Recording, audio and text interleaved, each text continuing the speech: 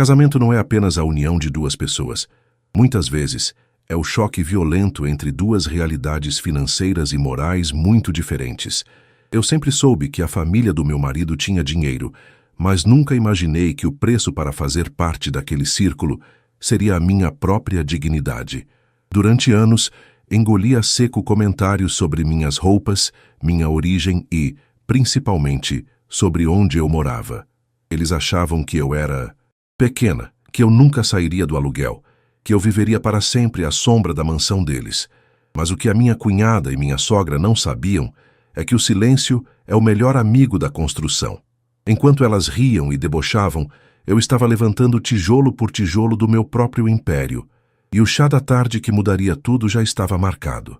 Antes de começarmos essa história incrível, não se esqueça de curtir o vídeo, se inscrever no canal e contar pra gente nos comentários de onde você está ouvindo essa história. O som do motor do nosso carro popular, um sedã prateado com quase 10 anos de uso, parecia destoar violentamente daquela vizinhança. Enquanto subíamos a ladeira de paralelepípedos daquele condomínio de luxo na região metropolitana de Campinas, eu sentia meu estômago dar o nó habitual de todo domingo.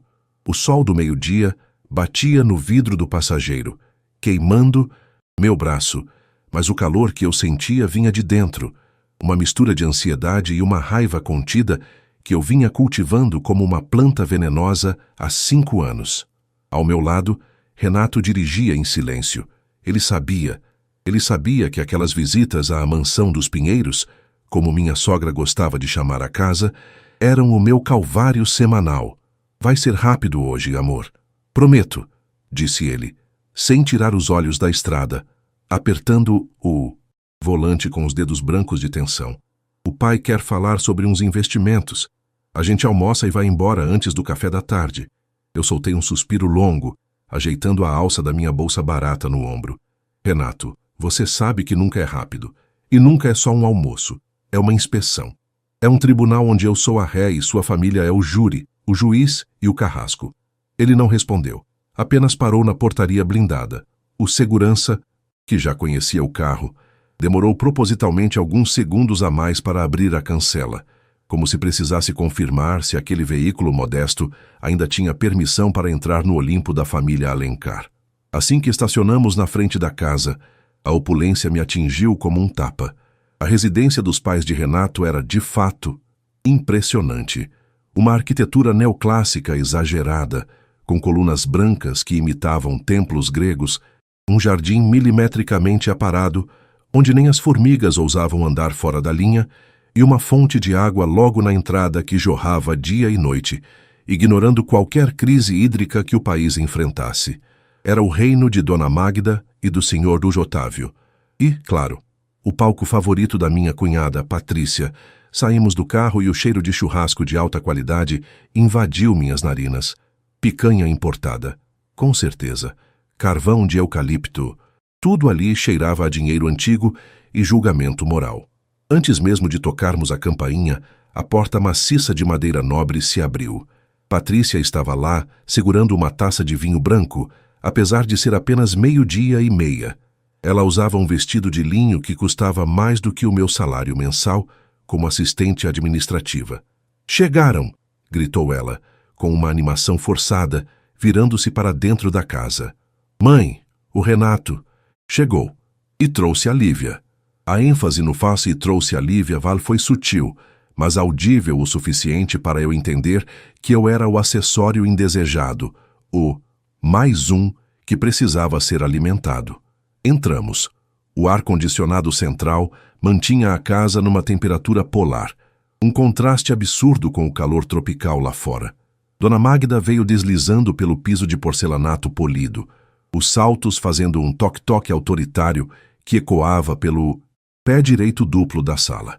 "Olá, queridos", disse ela, oferecendo o rosto para Renato beijar e depois virando levemente a bochecha para mim, sem encostar. O perfume dela era doce e enjoativo, algo com notas de baunilha e superioridade. "Lívia, querida, você cortou o cabelo? Ou é só o jeito que ele secou hoje?"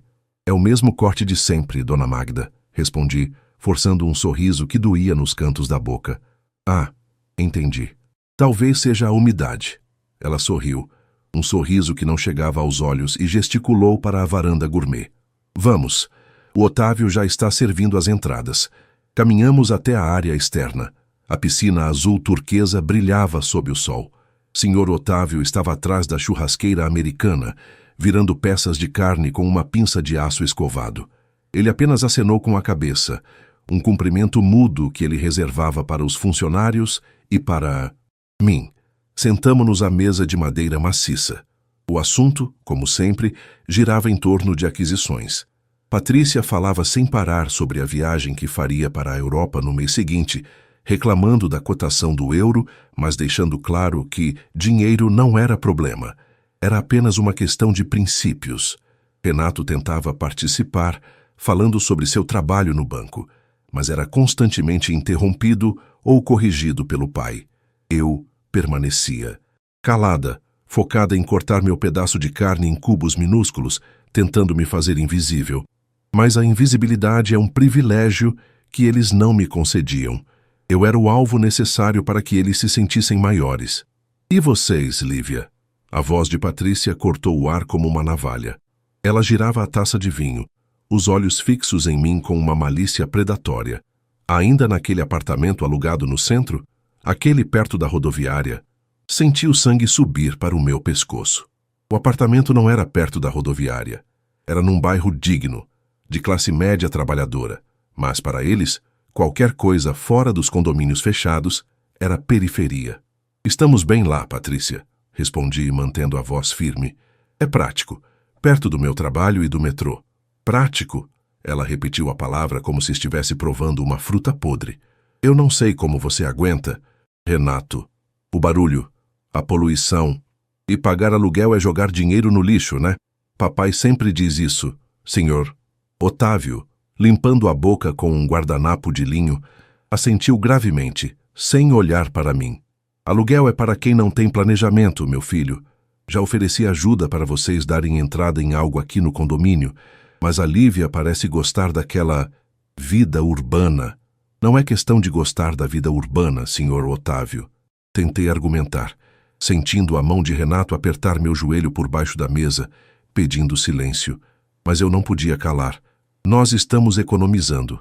Temos nossos planos. Foi a deixa que Patrícia esperava. Ela soltou uma gargalhada alta, estridente, jogando a cabeça para trás. Planos? Ai, Lívia, você é uma graça. Economizando com o quê?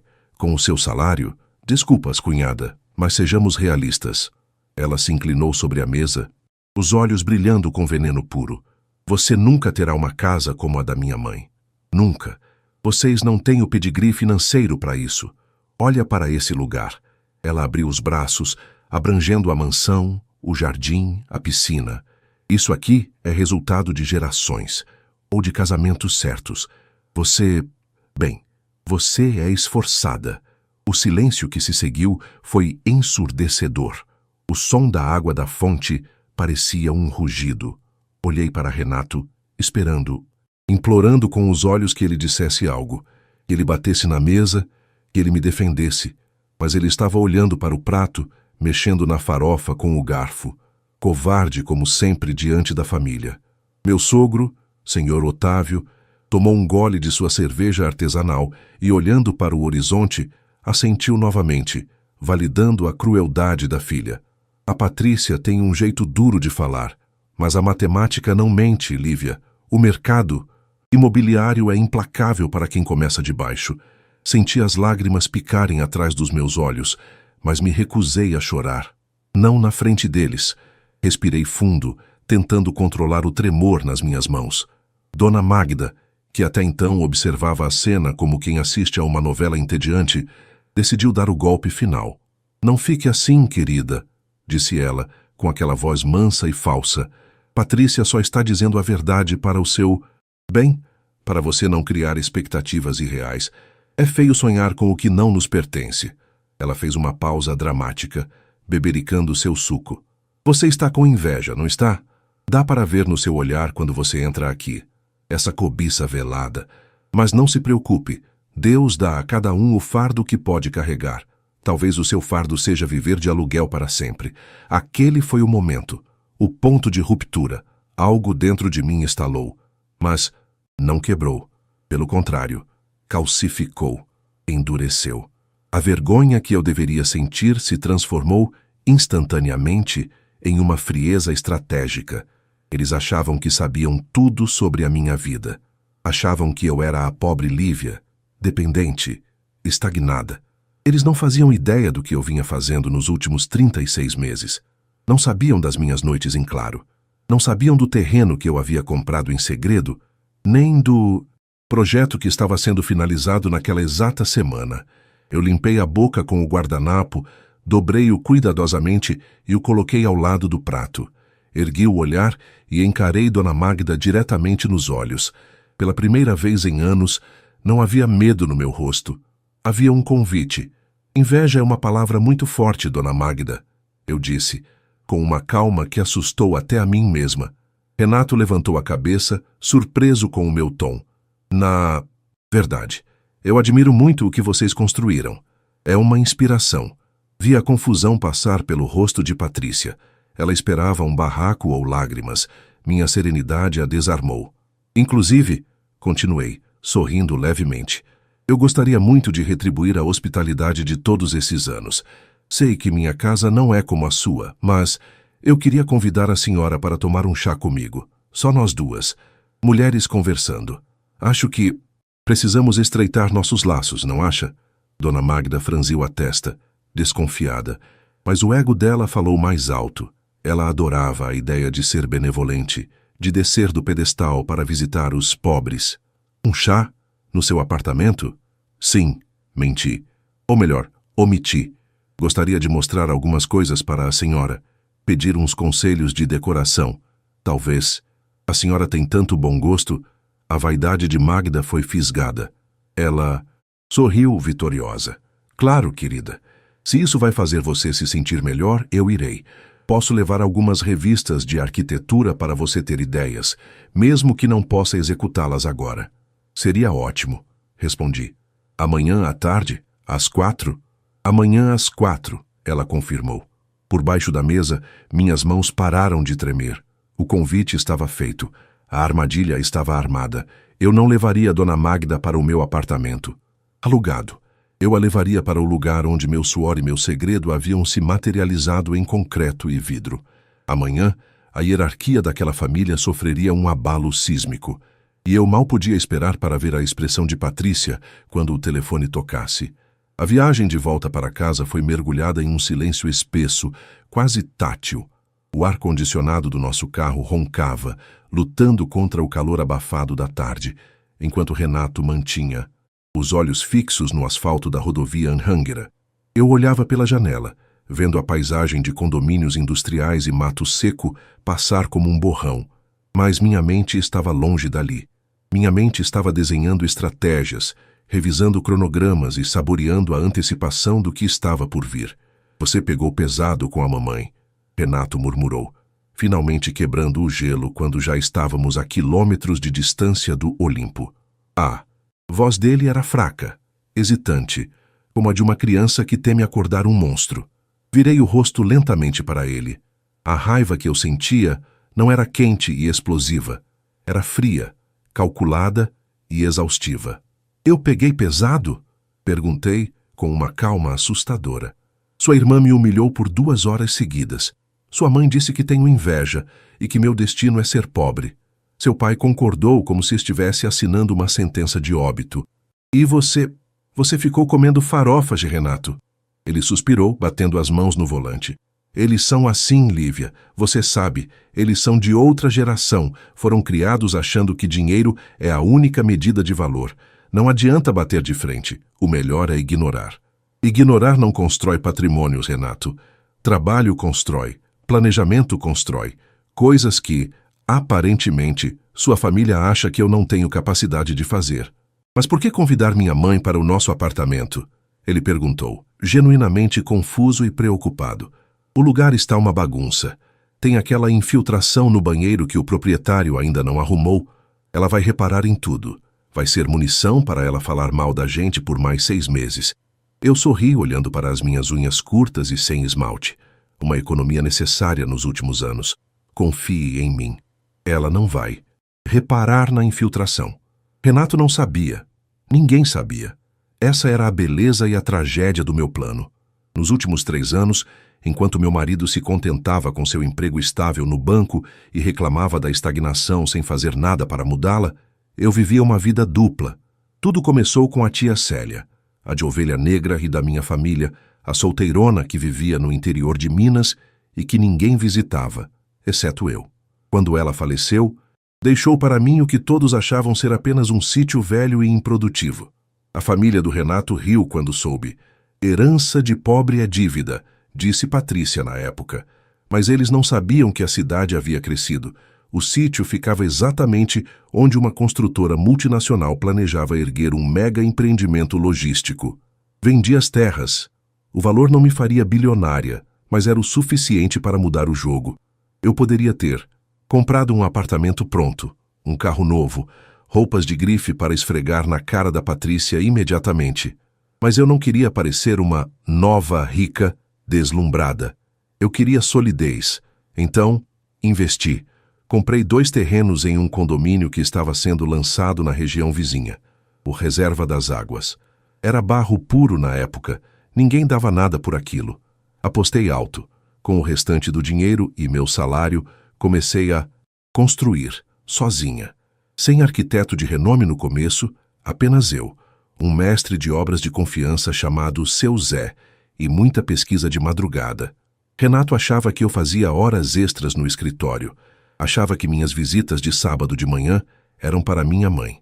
Ele nunca viu meus sapatos sujos de terra vermelha porque eu os limpava antes de entrar no carro. Ele nunca viu as notas fiscais de cimento, aço e vidro, porque eu criei um e-mail secreto apenas para isso.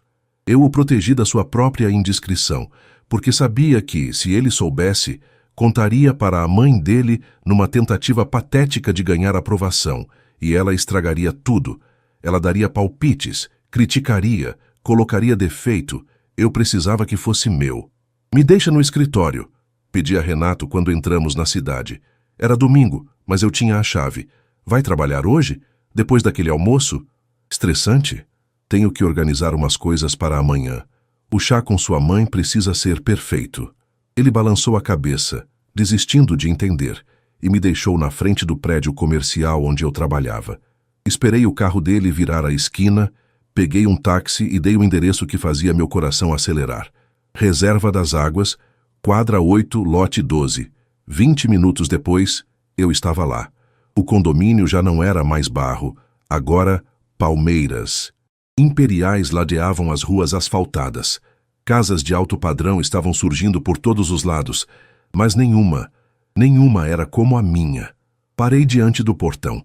Não era uma casa neoclássica cafona como a da minha sogra, cheia de colunas gregas falsas e excessos. A minha casa era contemporânea. Linhas retas, concreto aparente, madeira e muito vidro.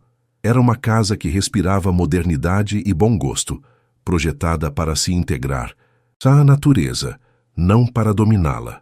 Digitei a senha na fechadura eletrônica. A porta pivotante de madeira Cumaru, com 4 metros de altura, abriu-se suavemente. O cheiro de casa nova me envolveu. Uma mistura inebriante de tinta fresca, madeira cortada e limpeza. Entrei no hall de entrada. O pé direito duplo da sala de estar dava uma sensação de liberdade que eu nunca tive no apartamento alugado.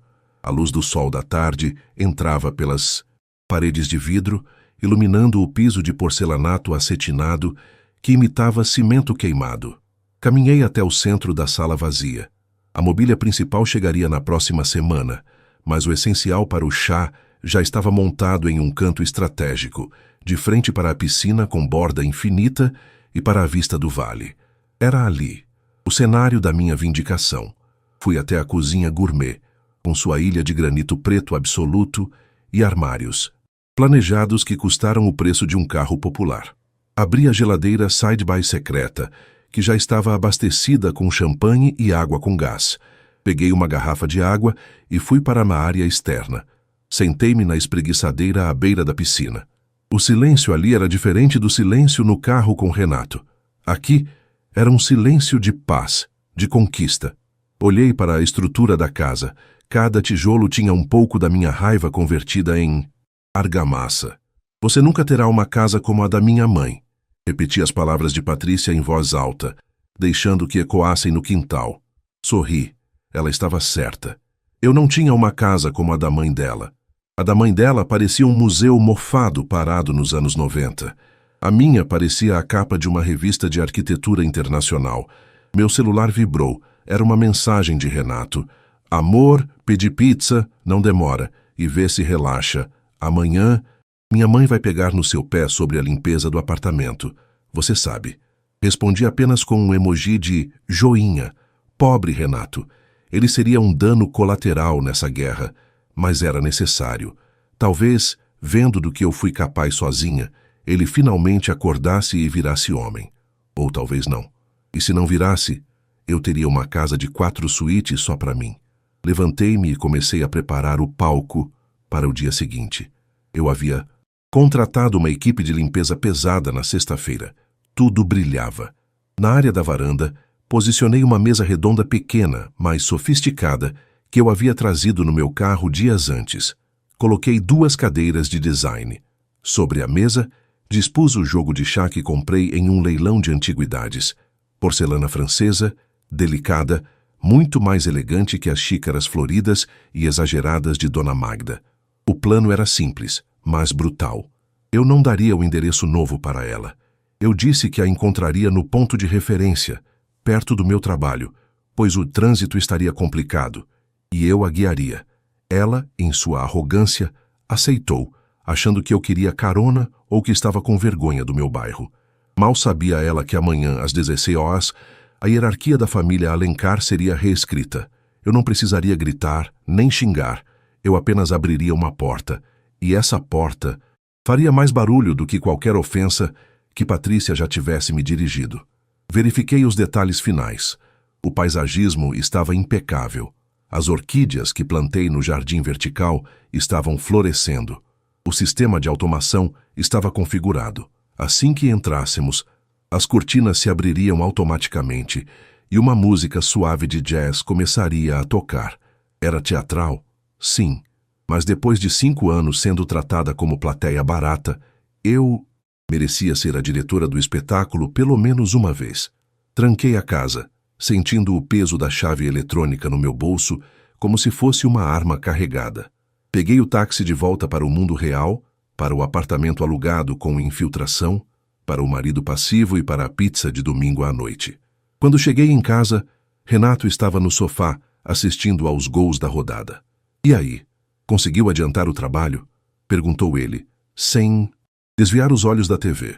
Sim, respondi, indo para o quarto tirar a roupa de trabalho. Adiantei muito, Renato. Você nem imagina o quanto. Deitei na cama naquela noite, mas o sono demorou a vir. Eu repassava cada frase que diria. Visualizava a expressão facial de Dona Magda. Imaginava o momento exato em que Patrícia receberia a ligação. O medo havia sumido completamente. No lugar dele, havia uma adrenalina fria. Amanhã, o chá seria servido. E seria o chá mais amargo que minha sogra jamais provaria, embora eu fosse adoçá-lo com o mais puro mel da vingança. A segunda-feira amanheceu com aquele peso cinzento típico de início de semana, agravado pela goteira no banheiro do nosso apartamento alugado. O som rítmico, ploc, ploc, ploc, contra o balde de plástico, parecia um metrônomo marcando a contagem regressiva para a minha liberdade. Renato saiu cedo, engolindo um café preto e murmurando sobre metas do banco, alheio ao fato de que sua esposa estava prestes a implodir a dinâmica familiar que o mantinha refém. Eu trabalhei no automático durante a manhã. Planilhas, e-mails, reuniões de status. Meu corpo estava no escritório, no centro da cidade, mas minha mente estava revisando cada detalhe da tarde. Às 3 horas, pedi dispensa ao meu chefe, alegando uma consulta médica. Não era mentira. Eu ia curar uma ferida que sangrava há 5 anos, a da minha autoestima. Dirigi até o ponto de encontro combinado, o estacionamento VIP de um shopping center de luxo, que ficava no meio do caminho entre a mansão dos Alencar e a zona de expansão imobiliária onde ficava o reserva das águas. Eu sabia que Dona Magda jamais aceitaria ir até o meu bairro humilde com o carro dela, uma SUV blindada alemã. Usei isso a meu favor. Oi, Dona Magda, eu disse, saindo do meu sedã popular e caminhando até a janela dela. Ela abaixou o vidro fumê, revelando o ar-condicionado gelado e seu rosto impecavelmente maquiado, mas com uma expressão de tédio profundo. Lívia, querida, que ideia é essa de me fazer vir até aqui? Ela reclamou, tirando os óculos de sol de grife. Por que não nos encontramos direto na sua casa? Eu coloquei no GPS, mas aquele bairro que você mora é um labirinto. Pois é, Dona Magda, estão recapeando a avenida principal lá perto. O trânsito está impossível, cheio de desvios. Melhor a senhora deixar o carro aqui na segurança do shopping e ir comigo. É rapidinho, prometo. Além disso, assim a gente já vai conversando. Ela hesitou, olhando para o meu carro com desdém. O banco do carona tinha uma mancha de café antiga que eu nunca consegui tirar. Ir nesse carro? Ela suspirou, dramática. Tudo bem. O que eu não faço para dar uma força para a família, não é? Magda trancou a SUV e entrou no meu veículo. O contraste era palpável. Ela ajeitou a saia de seda para não encostar no console central e segurou a bolsa Chanel no colo como se fosse um escudo. Está meio abafado aqui, não acha? Comentou ela. Assim que dei a partida. O ar demora um pouquinho para gelar, Dona Magda. Logo melhora. Saímos do shopping. O trajeto que eu escolhi não era o caminho para o meu apartamento alugado. Eu peguei a rodovia expressa, sentido oposto ao centro, rumo às colinas onde os novos condomínios de altíssimo padrão estavam sendo erguidos. O silêncio no carro era preenchido apenas pelo zumbido do motor esforçado e pelos suspiros ocasionais da minha sogra. Você está indo para o lado da represa, Lívia? Ela perguntou, franzindo a testa ao ver as placas. Achei que vocês morassem perto da rodoviária velha. Ah, sim. Mas como eu disse, o desvio é longo. Menti com uma facilidade que me assustou. Minha pulsação estava estável. Eu estava no controle. E, na verdade, queria passar em um lugar antes. Uma surpresa. Surpresa? Ela revirou os olhos discretamente. Espero que não seja nenhuma daquelas feiras de artesanato. Você sabe que minha pele não aguenta sol. Não é feira, Dona Magda. Confia em mim. 10 minutos depois, a paisagem mudou. Os prédios cinzentos e o trânsito caótico ficaram para trás, dando lugar a avenidas largas, arborizadas com ipês floridos e rotatórias bem cuidadas. Estávamos entrando na zona nobre de expansão, a área que a elite tradicional de Campinas ainda olhava com desconfiança, mas que estava se tornando o metro quadrado mais caro da região. Quando virei o volante em direção à portaria monumental do Reserva das Águas, senti Magda ficar tensa ao meu lado. A entrada era imponente, uma estrutura de aço cortem e vidro, com segurança armada e câmeras de reconhecimento facial. O que estamos fazendo aqui? A voz dela mudou de tom, de tédio para curiosidade alerta. Isso é um condomínio fechado. Vocês vão visitar alguém? O chefe do Renato mora aqui? Algo assim, respondi, baixando o vidro para o segurança. O guarda, um homem corpulento chamado Cláudio, sorriu ao me ver. Ele já me conhecia como Dona Lívia do lote 12. Boa tarde, Dona Lívia. Tudo tranquilo? A equipe de jardinagem já saiu. Obrigada, Cláudio. O portão pesado deslizou silenciosamente. Magda ouviu Dona Lívia e franziu o senho, confusa, mas permaneceu calada. Talvez achasse que eu prestava algum serviço ali, ou que conhecia o porteiro de outra vida. Dirigi devagar pelas ruas sinuosas do condomínio. As casas ali não eram amontoadas. Eram propriedades vastas, com arquitetura arrojada. Passamos por uma casa toda de vidro, outra que parecia flutuar sobre um lago artificial. Magda olhava pela janela, analisando tudo com seu olhar crítico de avaliadora imobiliária amadora. Muito moderno para o meu gosto, decretou ela. Falta calor humano. Tudo muito quadrado, muito cinza. Parece um hospital chique. Nossa casa, com aquelas colunas e o mármore travertino, tem muito mais classe. Isso aqui é coisa de novo rico. Eu apenas sorri, apertando o volante. É um ponto de vista interessante, Dona Magda. Finalmente, cheguei à quadra 8. A rua era uma das mais altas do condomínio, oferecendo uma vista panorâmica do vale e do pôr do sol que começava a atingir o céu de laranja.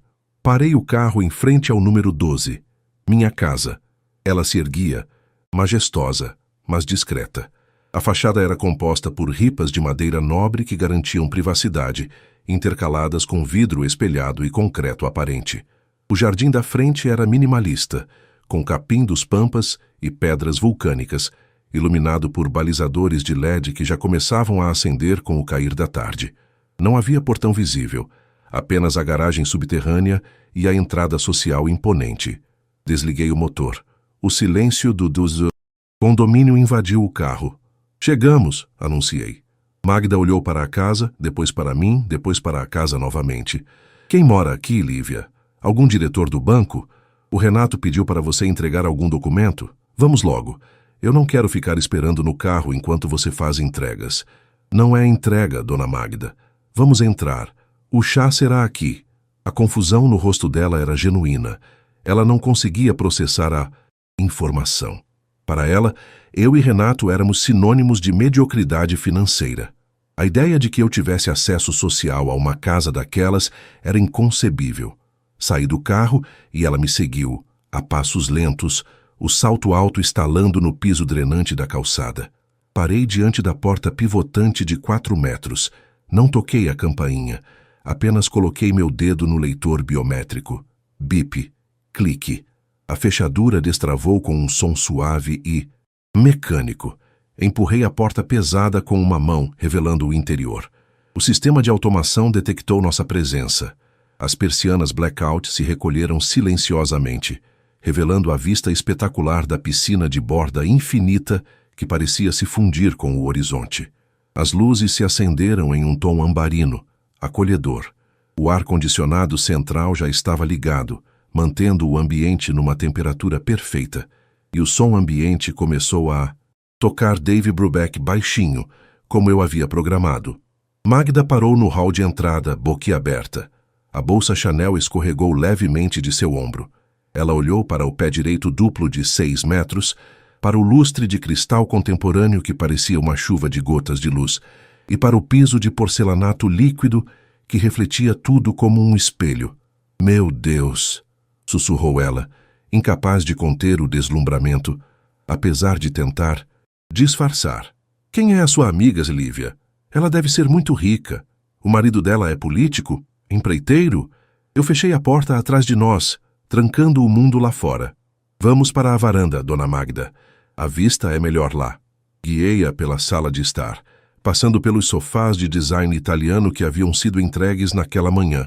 Um aluguel temporário de mobília de luxo para staging, outro segredo meu, já que a definitiva ainda demoraria. Chegamos à área gourmet. A mesa posta com a porcelana francesa e os macarons coloridos parecia uma pintura. Magda sentou-se, ainda atordoada, passando a mão pelo tampo da mesa de madeira maciça. É uma casa impressionante, tenho que admitir. Fria, claro, sem história, mas tem dinheiro aqui. Muito dinheiro. Servi o chá. O aroma de Earl Grey com bergamota subiu, misturando-se ao cheiro de novo da casa. Açúcar. Ou adoçante? Perguntei. Adoçante, por favor. Ela tomou um gole, os olhos varrendo o quintal, a piscina, a área de fogo rebaixada no jardim. Então, ela se virou para mim, com aquele sorriso de quem acabou de descobrir um segredo sujo. Fala a verdade, Lívia. Você está trabalhando de house-sitter, não está? Cuidando da casa para alguém que viajou? É por isso que estamos aqui? Você queria fingir que tem essa vida por uma tarde? Eu pousei minha xícara no pires com delicadeza. O som da porcelana contra a porcelana foi o único ruído por um segundo. Olhei bem no fundo dos olhos dela. Aqueles olhos que me julgaram por 5 anos. Não, Dona Magda, eu não estou cuidando da casa para ninguém. Levantei-me e caminhei até a ilha da cozinha. Abri uma gaveta e tirei uma pasta de couro preta.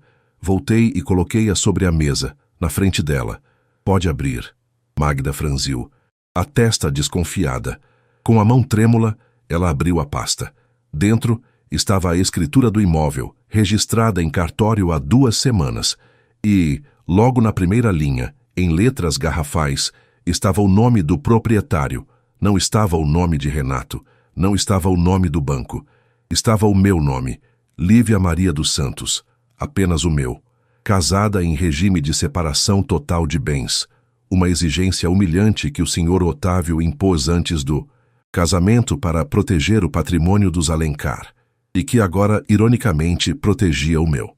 Magda leu, piscou, leu de novo. Ela puxou o papel para mais perto, como se as letras fossem formigas que ela precisasse esmagar. Lívia Santos, ela gaguejou. Mas como? De onde? O Renato sabe disso? O Renato acha que eu faço hora extra para pagar o aluguel do apartamento caindo aos pedaços que vocês tanto criticam, respondi, minha voz fria e cortante como o vidro da fachada. Essa casa, dona Magda, eu construí, tijolo por tijolo, com o dinheiro que eu investi, com a herança que vocês riram e com o trabalho que vocês disseram que não valia nada. Magda largou o papel como se ele queimasse.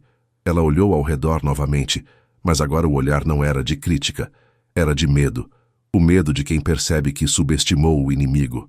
A casa não era mais fria, era uma fortaleza, e ela estava dentro da fortaleza da mulher que ela chamou de invejosa no dia anterior. Você mentiu para nós. A voz dela subiu uma oitava, beirando a histeria. Você escondeu dinheiro. Você enganou meu filho. Isso é traição. Traição? Eu ri, uma risada seca. Traição seria se eu tivesse gastado o dinheiro dele. Isso aqui é meu. E sabe por que eu trouxe a senhora aqui hoje? Inclinei-me sobre a mesa. Porque ontem a senhora disse que eu nunca teria uma casa como a sua. E a senhora tinha razão. Eu não tenho. A minha vale o dobro.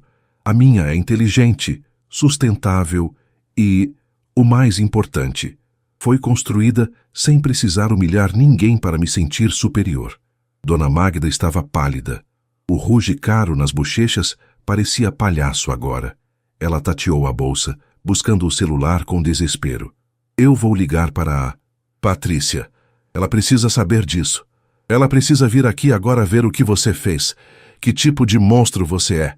Esconder uma mansão do próprio marido. Ligue, desafiei, recostando-me na cadeira e cruzando as pernas. Ligue para a Patrícia. Diga a ela para vir. Mande a localização. Quero ver a cara dela quando o portão abrir. Magda discou com os dedos trêmulos, errando a senha 2 vezes antes de conseguir. Ela colocou o telefone no ouvido, os olhos fixos em mim com um misto de ódio e pavor. Alô, Patrícia? Ela gritou, a voz falhando. Patrícia, pelo amor de Deus, pega o carro e vem agora para o condomínio Reserva das Águas. É urgente. Você não vai acreditar no que a sua cunhadinha sonsa fez. Eu tomei um gole do meu chá. Estava perfeito. Nem muito doce, nem muito amargo. Exatamente como a vingança deve ser. Enquanto esperávamos, o sol começou a se pôr. Atrás da Serra das Cabras, tingindo o céu de tons violetas e alaranjados que refletiam violentamente na água da piscina. A beleza daquele entardecer era quase ofensiva, considerando a tensão que preenchia a sala de estar. Dona Magda não se sentou novamente. Ela andava de um lado para o outro no piso de porcelanato acetinado, o som de seus saltos agulha ecoando como tiros secos, claque, claque, claque, em um ritmo frenético e descompassado. Ela apertava o celular contra o peito, como se fosse um crucifixo, murmurando palavras desconexas sobre traição, psicopatia e o golpe. Eu, por outro lado, permaneci sentada. Mudei de posição na cadeira de design Eames, cruzando as pernas e observando o jardim vertical balançar com a brisa suave do fim da tarde. O chá na minha xícara já estava morno, mas eu o bebia mesmo assim, saboreando cada gole como se fosse um néctar proibido. A calma que eu sentia não era natural. Era o resultado de anos de humilhação sendo metabolizados em paciência. Eu havia ensaiado aquele momento tantas vezes na minha cabeça, no chuveiro do nosso apartamento mofado, que agora a realidade parecia apenas uma execução de roteiro. Você é doente, Lívia. Magda finalmente parou e apontou o dedo trêmulo para mim, o rosto contorcido numa máscara de indignação que envelhecia suas feições em 10 anos. Você escondeu isso, essa opulência toda, enquanto meu filho comia macarrão instantâneo naquela espelunca onde vocês vivem? Você tem noção da crueldade disso? Crueldade? Perguntei, erguendo uma sobrancelha, sem me alterar. Crueldade foi quando a senhora disse que meu vestido de noiva parecia cortina de motel barato. Crueldade foi quando a Patrícia sugeriu que eu vendesse cosméticos de porta em porta para ajudar nas contas, rindo na minha cara. Eu não tirei nada do Renato, dona Magda. O salário dele continua na conta dele. O que a senhora vê aqui é fruto do meu dinheiro, daquela herança inútil da tia Célia que vocês tanto desprezaram. Ela abriu a boca para retrucar, mas o interfone tocou. Um som suave, digital, vindo do painel de controle na parede. Levantei-me devagar, alisei minha saia e caminhei até o monitor. A câmera de alta definição mostrava o carro de Patrícia parado no portão. Um SUV branco, enorme, que parecia um tanque de guerra suburbano. Ela estava buzinando, impaciente, gesticulando para a câmera. Apertei o botão de liberação. O show vai começar, murmurei para mim mesma. Voltei para a varanda. Magda estava roendo a unha do polegar, um hábito que eu nunca tinha visto ela fazer, pois estragava o esmalte. O verniz da dama da alta sociedade estava rachando, revelando a mulher insegura por baixo. Ouvimos o motor do carro de Patrícia subir a rampa da garagem. O som de uma porta batendo com força reverberou na estrutura da casa. Segundos depois, os passos pesados dela ecoaram no hall de entrada. Mãe? A voz de Patrícia era estridente, cortando a acústica perfeita da sala. Que lugar é esse? O porteiro demorou 1 século para liberar. Tive que dar meu CPF. Um absurdo. Onde? Você está? Ela entrou na sala de estar e parou abruptamente. Assim como a mãe, foi atingida pela grandiosidade do espaço.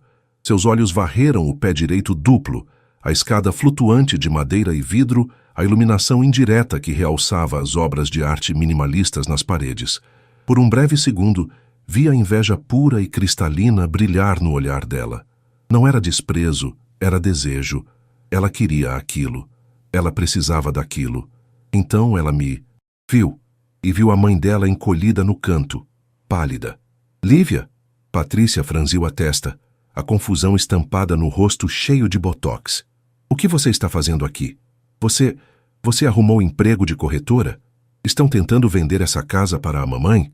Ela soltou uma risada nervosa, caminhando em nossa direção, os saltos batendo no chão. Olha, tenho que admitir, o lugar é bonito. Moderno demais, meio frio, mas tem potencial. Quanto estão pedindo? Uns 3 milhões? 5, corrigi calmamente. A avaliação de mercado atual é de 5 milhões e 200 mil, considerando o acabamento e a valorização do condomínio no último semestre. Patrícia parou, colocando as mãos na cintura. Ela usava uma bolsa de grife atravessada no corpo e óculos escuros pendurados no decote da blusa de seda. 5 milhões? Uau! E você está ganhando comissão nisso? Bom para você, cunhada, finalmente fazendo algo útil. Mas por que a emergência, mãe? Você quer comprar? O papai vai surtar se você... Cala a boca, Patrícia, Magda gritou, a voz falhando.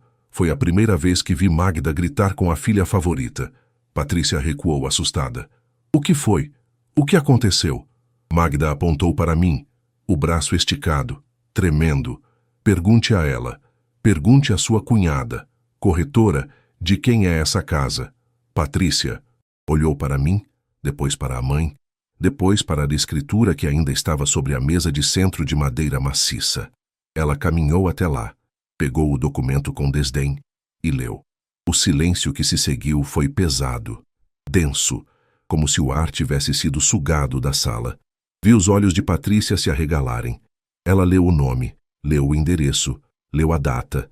Não, ela sussurrou, balançando a cabeça. Isso é mentira. Isso é falsificado. Ela jogou o papel na mesa e se virou para mim, com um sorriso de escárnio forçado. Você falsificou uma escritura para impressionar a gente? Lívia, isso é crime. Você é patética. Até onde vai a sua necessidade de aprovação? Alugar uma casa de Airbnb e imprimir um papel falso? Eu ri, uma gargalhada genuína que brotou do fundo do meu peito. Era tão previsível. A negação era o primeiro estágio do luto pelo ego ferido delas. Patrícia.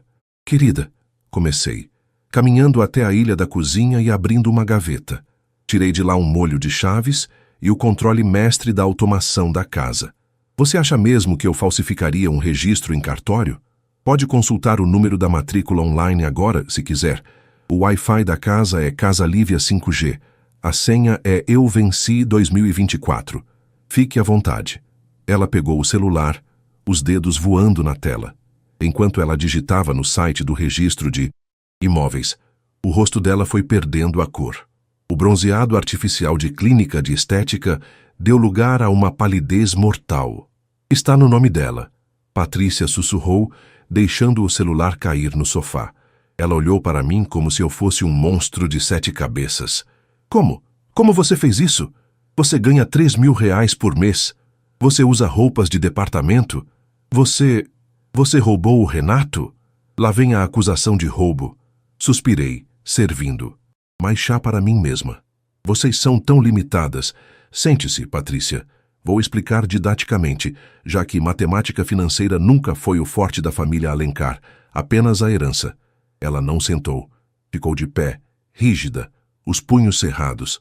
Lembra daquele sítio da minha tia Célia? Aquele que você disse que só servia para criar mosquito da dengue? Perguntei, encarando-a. Pois é. A zona industrial da cidade expandiu. Uma multinacional de logística precisava exatamente daquele terreno para fazer um centro de distribuição.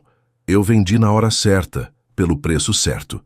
E ao invés de torrar o dinheiro em bolsas da Gucci e viagens para Miami como você faz, eu investi. Comprei terrenos aqui quando isso era só mato.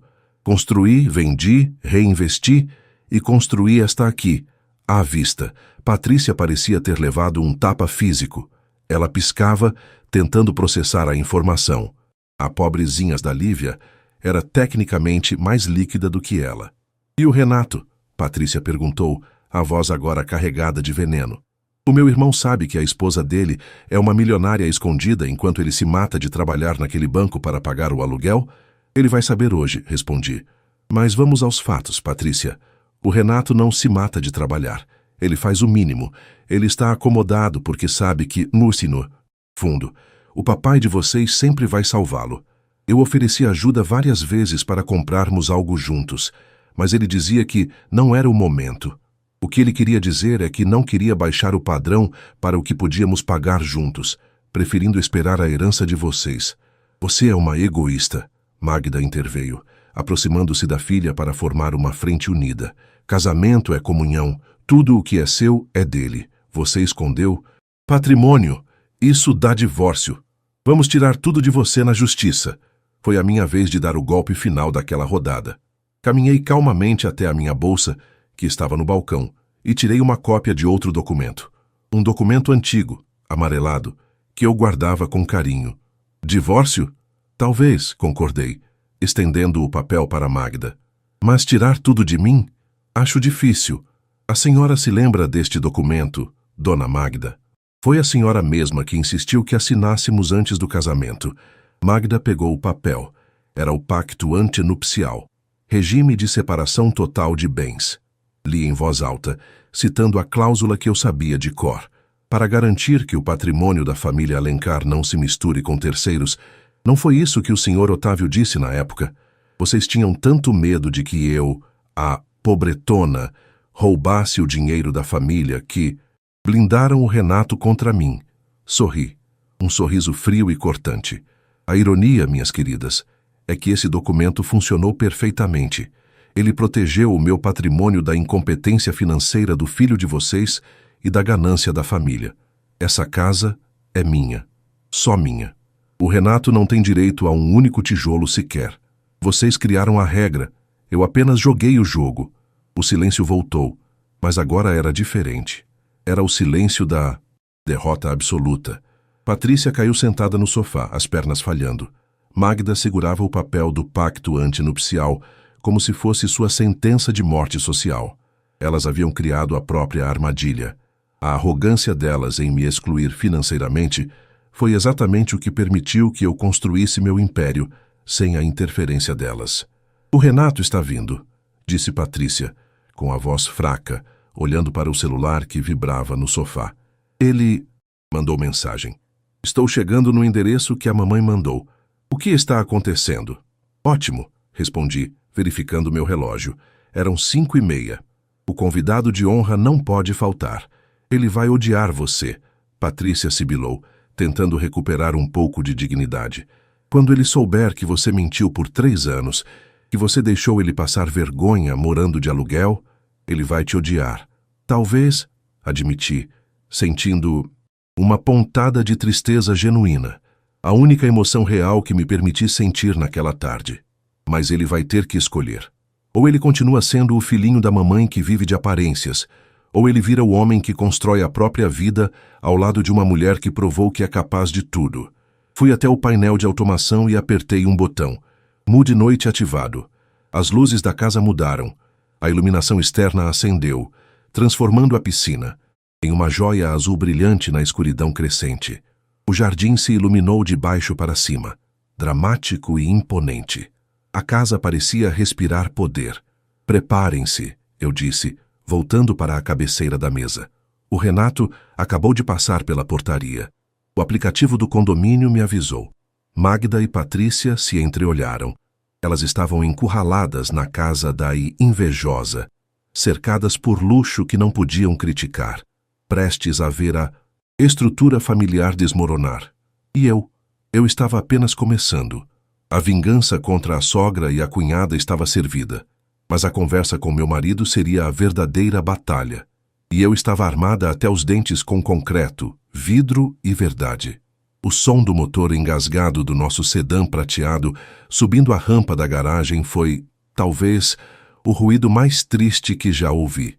Contrastava violentamente com a acústica perfeita da casa, com o sussurro da água na piscina e com o jazz suave que ainda tocava nas caixas de som embutidas no gesso. Eu conseguia visualizar Renato lá fora, cansado, com a camisa social meio amarrotada, depois de um dia inteiro ouvindo reclamações de clientes no banco, a gravata frouxa no pescoço, o suor na testa. Ele estava prestes a entrar em uma realidade paralela, e eu não sabia se ele teria estrutura emocional para suportar o choque térmico. Dona Magda e Patrícia se calaram instantaneamente. Elas se ajeitaram no sofá de linho italiano como se estivessem se preparando para uma audiência judicial. Magda limpou uma lágrima imaginária no canto do olho, assumindo aquela postura de matriarca sofredora que ela dominava tão bem. Patrícia cruzou os braços, o rosto virado para a parede de vidro, bufando de impaciência e inveja contida. A porta da sala se abriu. Renato entrou, segurando a pasta de trabalho e as chaves do carro. Ele parou no tapete de entrada, piscando os olhos contra a luz âmbar da sala, tentando entender onde estava. "Mãe! Patrícia!" chamou ele, a voz ecoando no pé direito duplo. "O GPS me mandou para cá, mas que lugar é esse? De quem é essa casa?" Ele deu alguns passos para dentro, os sapatos sociais fazendo um som abafado no piso. Ele olhou para o teto, para o lustre, para a escada flutuante. Vi o queixo dele cair levemente. Ele parecia uma criança perdida em um museu. "Lívia?" Ele me viu parada perto da ilha da cozinha, com a xícara de chá na mão. "Amor, o que você está fazendo aqui? Você está trabalhando no buffet? É algum evento da empresa?" Foi Patrícia quem quebrou o feitiço com a delicadeza de um elefante em uma loja de cristais. "Trabalhando? Ah, Renato, se fosse só isso, sua esposa não está servindo." "Cafezinho, meu irmão. Ela é a dona da porra toda." Renato franziu a testa, confuso. Ele olhou para a irmã, depois para mim, buscando algum sinal de que aquilo era uma piada de mau gosto. "Como assim? Do que você está falando, Patrícia?" Dona Magda levantou-se dramaticamente, caminhando até o filho e segurando o rosto dele com as 2 mãos, como se verificasse se ele estava ferido. "Meu filho, meu pobre filho ingênuo, você foi enganado, traído dentro da própria casa. Enquanto você contava moedas para pagar a conta de luz, a sua esposa, essa mulherzinha aí, estava construindo um palácio pelas suas costas.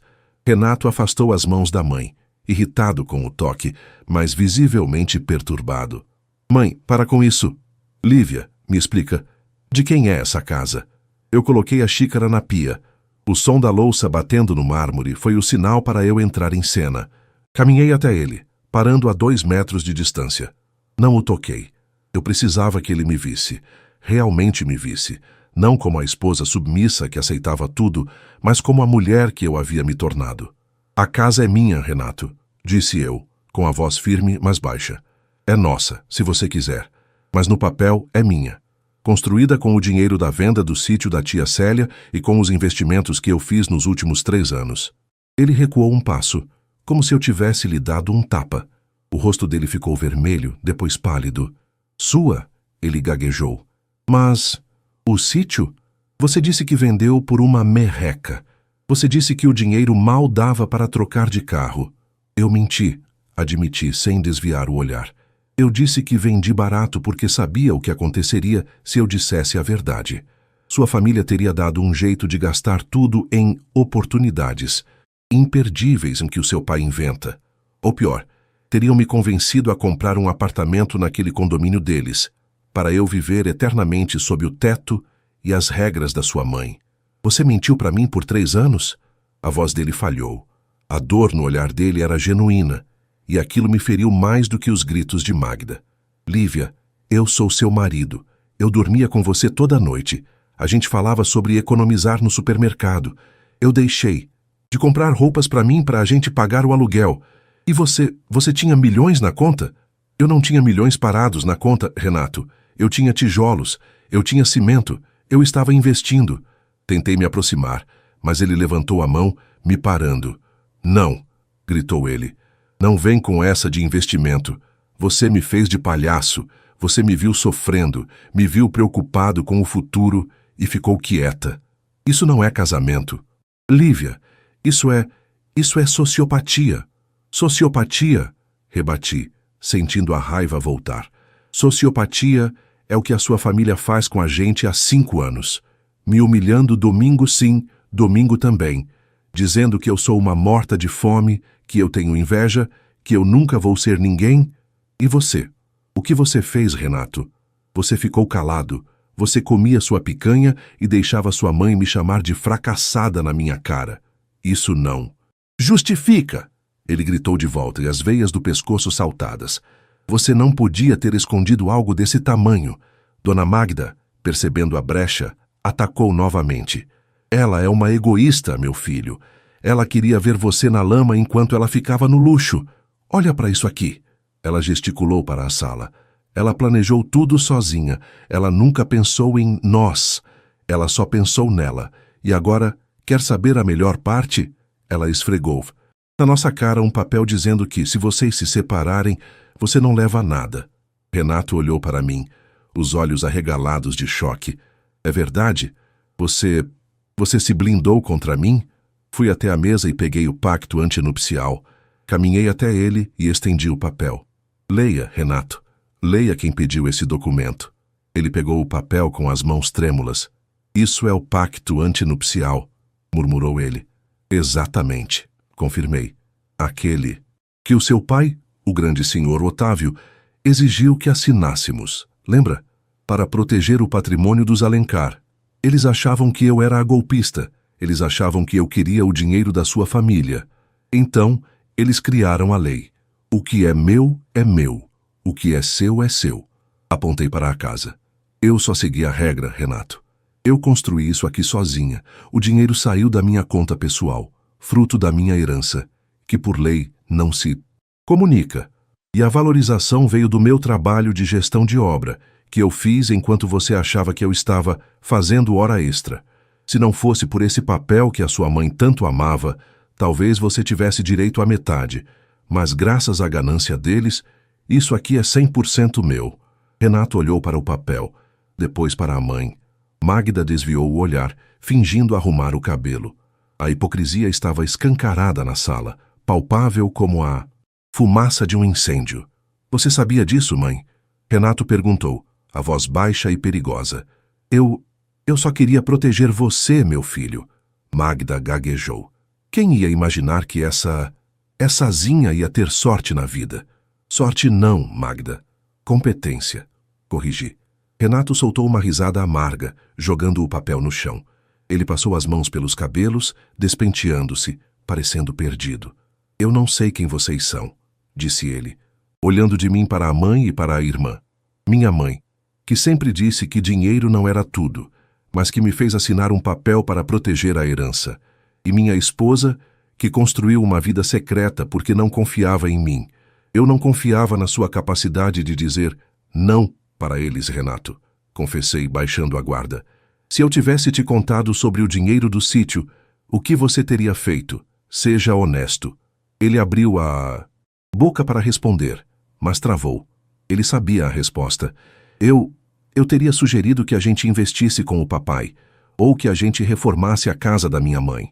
Exatamente, disse eu, suavemente. E hoje, nós não teríamos nada. O dinheiro teria sumido no buraco negro das vaidades da sua família. Eu fiz isso para nós, Renato. Mas eu precisei fazer sem você para que desse certo. Isso é muito distorcido, Lívia. Ele sussurrou, sentando-se no braço do sofá derrotado. Patrícia, que estava mexendo no celular, levantou-se abruptamente. Vamos embora, mãe. Não aguento mais olhar para a cara dela. E você, Renato? Vai ficar aí? Na casa da mentirosa? Renato não respondeu. Ele olhava para o chão, para o reflexo de si mesmo no porcelanato polido. Vamos, Renato. Magda insistiu, puxando-o pelo braço. Você vem com a gente. Vamos para a casa de... Verdade. Lá você vai ter conforto, vai ter comida feita, vai ter família. Deixa ela aí com o palácio vazio dela. Vamos entrar com o divórcio amanhã mesmo. O advogado do seu pai vai achar uma brecha nesse contrato. Você vai ver. Vamos tirar até a alma dela. Renato se soltou do aperto da mãe com um movimento brusco. Me solta! O grito dele fez Magda recuar, assustada. Renato!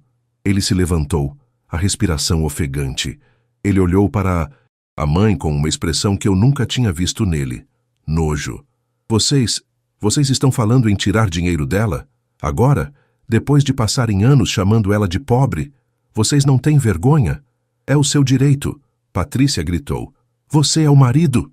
Eu sou o marido que vocês castraram a vida inteira. Renato explodiu. A voz dele reverberou nas paredes de vidro. Eu nunca tomei uma decisão sozinho porque vocês nunca deixaram. E, quando a minha mulher toma uma decisão gigante, vocês querem destruir?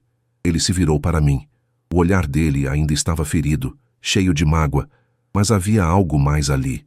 Respeito, medo. Lívia, ele começou, a voz trêmula. O que você fez foi horrível. Esconder isso de mim, me deixar no escuro. Eu me sinto um lixo. Sinto que eu não servia para nada na sua vida, além de ser um enfeite. Senti as lágrimas subirem aos meus olhos pela primeira vez. Você não é um enfeite, Renato. Você é o homem que eu amo. Mas você estava doente, contaminado por eles. Eu precisei construir o antídoto longe do veneno. Antídoto. Ele repetiu a palavra, olhando para a casa iluminada. É isso que essa casa é? Escolha, Renato, eu disse, dando o ultimato que vinha guardando há anos. A porta está aberta. Você pode ir com a sua mãe e a sua irmã. Pode voltar para a mansão delas, comer a picanha do seu pai e ouvir eles falarem mal de mim pelo resto da vida. Ou, respirei fundo, sentindo o peso do momento. Ou você fica aqui, nessa casa que é nossa. Mas se você ficar, as regras mudam. Acabou o almoço de domingo humilhante. Acabou a interferência delas na nossa conta bancária. Acabou a gente ser pequeno. Se você ficar, você vai ter que ser homem suficiente para ser dono de tudo isso ao meu lado, sem a sua mãe. O silêncio na sala era absoluto. Até o motor da geladeira parecia ter parado. Magda estava pálida, com a mão na boca. Patrícia olhava para o irmão com descrença. Renato olhou para a porta aberta, onde a noite escura o esperava, e para o carro da mãe estacionado lá fora. Depois, olhou para a escada flutuante, para a piscina infinita e Finalmente, para mim. Ele viu a mulher que aguentou. Tudo calada. Viu a mulher que transformou o tijolo em vingança. Ele deu um passo em direção à mãe. Magda sorriu, aliviada, estendendo a mão para ele. Isso, meu filho. Vamos para casa. Mas Renato passou direto por ela. Ele caminhou até a porta principal, aquela porta pivotante imensa de madeira nobre. Ele colocou a mão na maçaneta, olhou para fora e então fechou a porta. O som do trinco travando foi definitivo. Clac! Ele se virou para a mãe e a irmã, as costas apoiadas na madeira da porta trancada. Vocês podem sair pela garagem, disse ele, a voz fria, irreconhecível. O meu carro está atrapalhando a passagem. Eu vou tirar, mas depois que eu manobrar, eu vou voltar para dentro. Renato, Magda gritou, indignada. Você vai ficar com ela? Depois de tudo? Vou, disse ele, porque ela mentiu para mim, é verdade. Mas ela mentiu para construir o nosso futuro. Vocês mentiram a vida toda para destruir a minha autoestima. Acho que a mentira dela vale mais. Ele olhou para mim. Não havia sorriso. Havia um pacto silencioso de que teríamos muito o que conversar, muito o que curar. Mas ele tinha escolhido. Saiam da minha casa, disse Renato. Agora, Patrícia agarrou o braço da mãe, que parecia prestes a desmaiar. Elas caminharam em direção à porta lateral que dava para a garagem, lançando olhares de puro ódio para mim. Eu não desviei o olhar. Mantive a cabeça erguida, assistindo as duas figuras que assombraram meu casamento desaparecerem pela porta de serviço. Quando ouvi o carro de Patrícia ligar e arrancar com violência, cantando pneu na saída da garagem, senti meus ombros relaxarem pela primeira vez em 5 anos. Eu estava exausta, mas estava em casa. Renato ainda estava parado na porta. Ele me olhava e a distância entre nós naquela sala enorme parecia um abismo que precisaríamos construir uma ponte para cruzar. Você tem uísque nessa casa chique? Perguntou ele, a voz rouca. Tenho, sorri fraco. Um Blue Label que eu guardei para uma ocasião especial. Acho que a ocasião chegou, disse ele, caminhando em minha direção. Mas não pense que isso vai ser fácil, Lívia. A gente vai ter que reconstruir muita coisa além de paredes. Eu sei, respondi.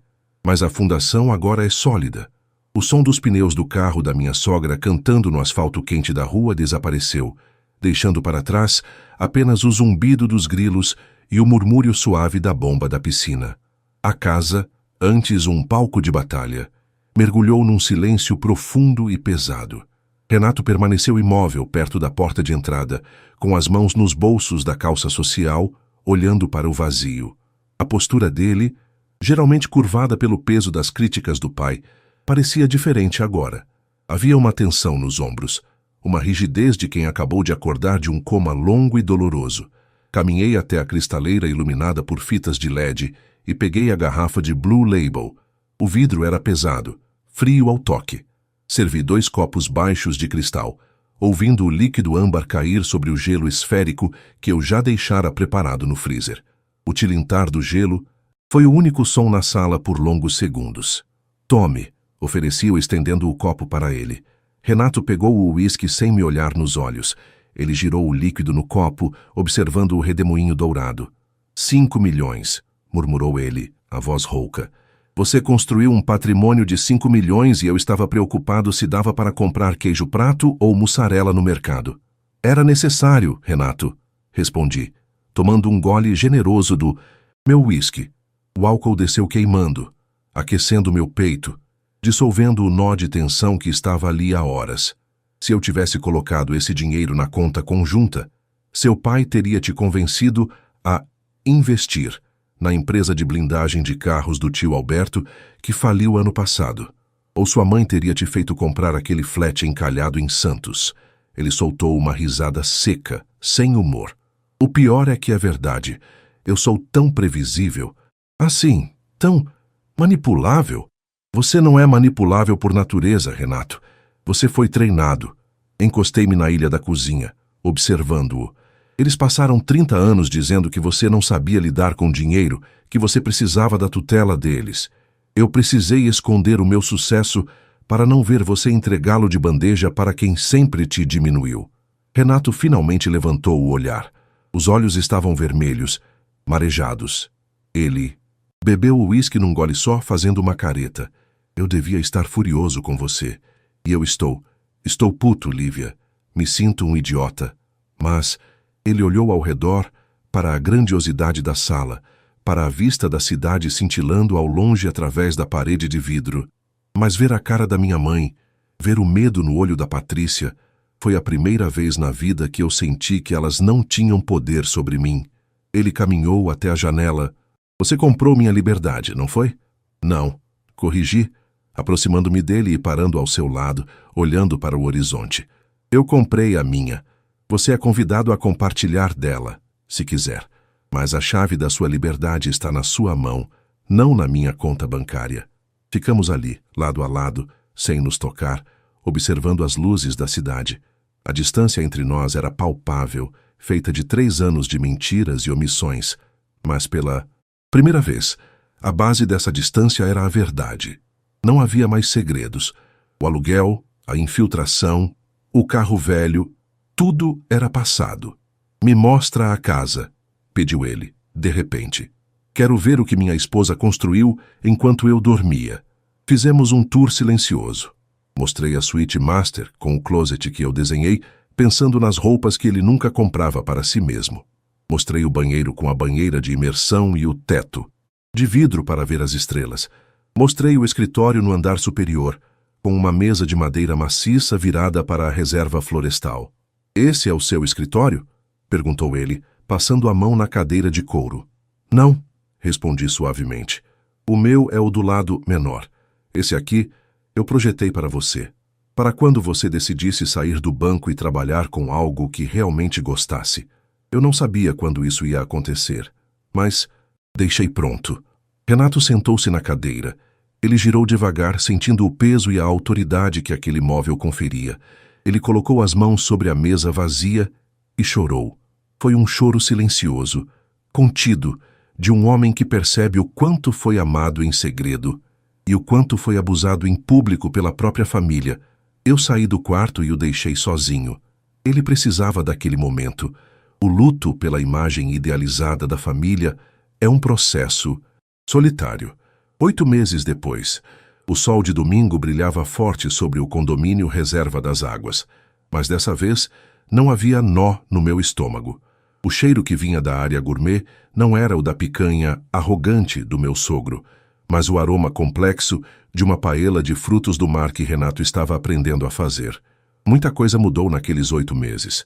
A reconstrução do nosso casamento foi mais difícil e demorada do que a construção da casa. Tivemos brigas feias, gritarias sobre confiança, noites dormindo em quartos separados. Renato precisou de terapia para desatar os nós que a mãe havia dado em sua mente. Ele saiu do banco 3 meses depois daquela tarde fatídica. Hoje, ele administra os nossos investimentos imobiliários, sim, no plural, porque com o lucro dos projetos, começamos mais 2 casas no condomínio vizinho. Ele descobriu que tem um talento nato para negociação, algo que o pai dele nunca permitiu que florescesse.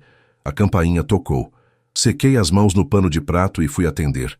Pelo monitor, vi o carro importado do meu sogro. Mas, diferentemente dos velhos tempos, ele não entrou buzinando. Ele parou do lado de fora esperando a liberação. Abri a porta. Dona Magda, Sr. Otávio e Patrícia estavam lá. A dinâmica, porém, havia invertido os polos. Magda não usava aquele sorriso de escárnio. Ela trazia uma torta de limão nas mãos, segurando-a como uma oferenda de paz. Patrícia parecia menor, menos colorida, talvez porque o divórcio dela, que aconteceu 2 meses atrás, a tenha deixado financeiramente dependente dos pais de novo. Enquanto eu era a anfitriã. Boa tarde, disse eu, parada na porta, sem dar passagem imediata. Olá, Lívia, disse Sr. Otávio, tirando o chapéu. A voz dele tinha um tom de respeito relutante que ele nunca usou comigo antes. O Renato disse que o almoço seria às 13 horas. Chegamos muito cedo? Chegaram no horário, respondi, sorrindo educadamente. Entrem, mas por favor, deixem os sapatos no hall. Acabamos de vitrificar o piso. Patrícia revirou os olhos, mas obedeceu. Magda, que antes criticaria tal pedido como coisa de pobre que tem mania de limpeza. Descalçou os sapatos de grife sem um pio. Eles entraram na minha casa, pisando no meu chão, sob as minhas regras. Renato veio da cozinha com o avental de chefe e um sorriso tranquilo. Ele beijou a mãe, apertou a mão do pai e acenou para a irmã. Não havia submissão no gesto. Havia a cordialidade de um homem que sabe que não precisa mais da aprovação deles para sobreviver. Sentamo-nos à mesa na varanda. O almoço fluiu. Eles elogiaram a comida. Elogiaram a decoração, que eu mudei. Um pouco. Elogiaram o novo carro do Renato na garagem. E então, Lívia, começou Patrícia, tentando soar casual enquanto servia vinho. Ouvi dizer que vocês compraram aqueles 2 lotes na parte alta do Bosque das Colinas. É verdade? É sim, respondi, servindo-me de salada. Vamos lançar um projeto conceito lá.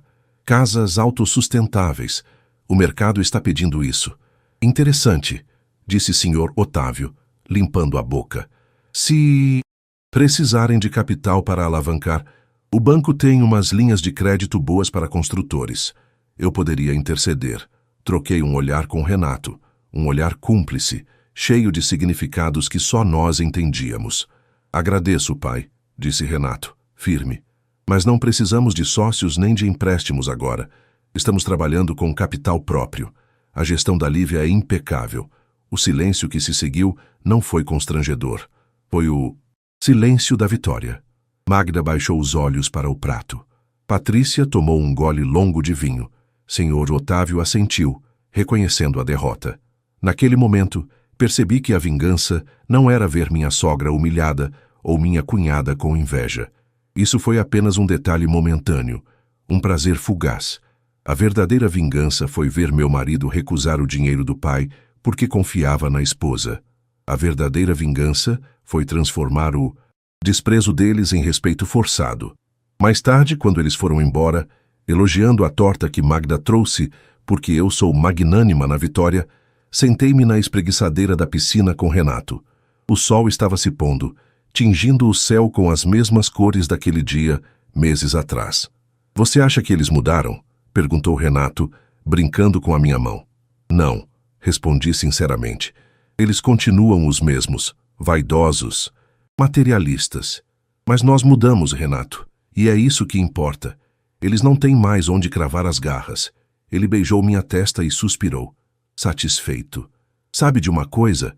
Aquele apartamento com goteira parece que foi em outra vida. Foi em outra vida, confirmei, olhando para a casa sólida, iluminada e minha. Aquela Lívia morreu para que essa pudesse nascer, e valeu cada tijolo.